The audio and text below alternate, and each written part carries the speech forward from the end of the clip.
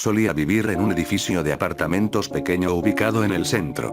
Una de las razones por las que me mudé de ahí, fue por el mal vecindario, incluyendo a ese tipo en el apartamento encima del mío.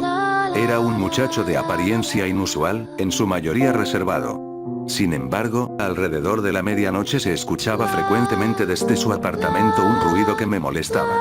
Para ser justo, no era fuerte, pero soy de sueño muy ligero, así que era difícil poder cerrar los ojos con esos pequeños golpes repiqueteando una y otra vez. Me recordaba al sonido de tacones altos, pero no tan fuerte, como si la persona causando el ruido en realidad tratase de ser silenciosa. Luego de unos días, me di cuenta de que el patrón era el mismo siempre, como una grabación siendo reproducida en medio de intervalos.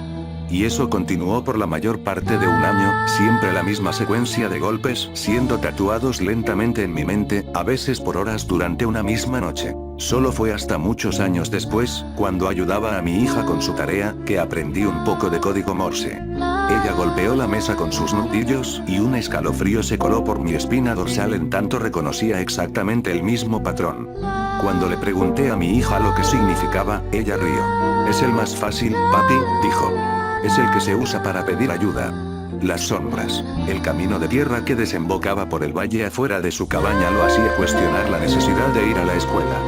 De hecho, ir al pueblo le parecía infructuoso. Era un buen ejercicio, y era un buen panorama, pero simplemente no había nada que lograr con ir a la escuela.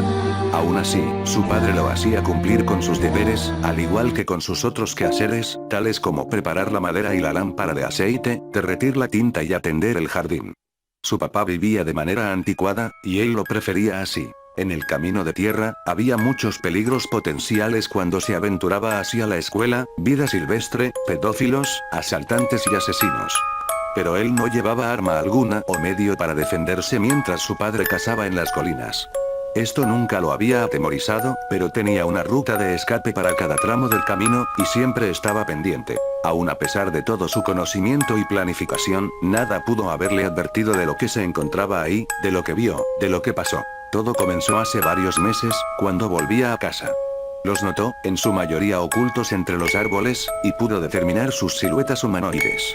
Estaban torcidos en figuras y ángulos dolorosos. Eran blancos, pero se veían como si hubiesen sido untados en ceniza. Mientras caminaba, parecían observarlo, pero no tenían ojos. Cuando se distanció lo suficiente de ellos, lo siguieron dentro de poco. Llegó a casa a salvo, pero su ansiedad era intensa y se sentía mareado. Dando un vistazo por la ventana, los notó dificultosamente volviendo al follaje.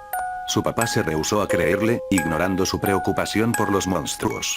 No le gustaba esa palabra, pero, de alguna forma, se aplicaba en este caso.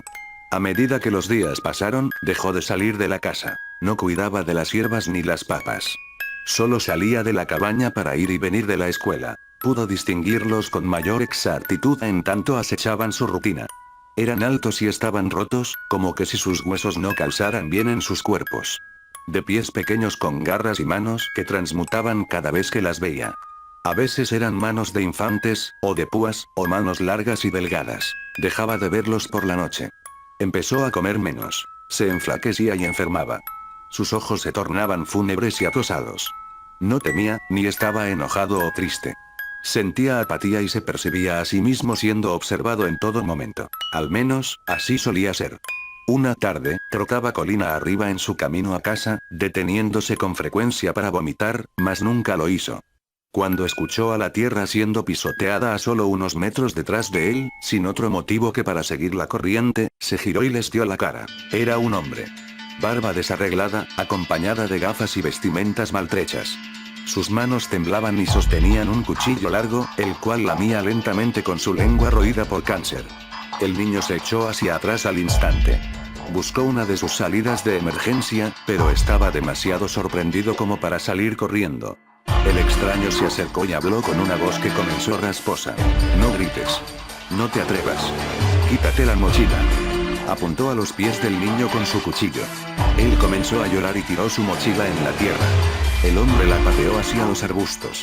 Luego se tomó un momento para frotarse la entrepierna, y como un cuerno de guerra, irrumpió un sonido estridente. Entes sucios pero familiares salieron del bosque.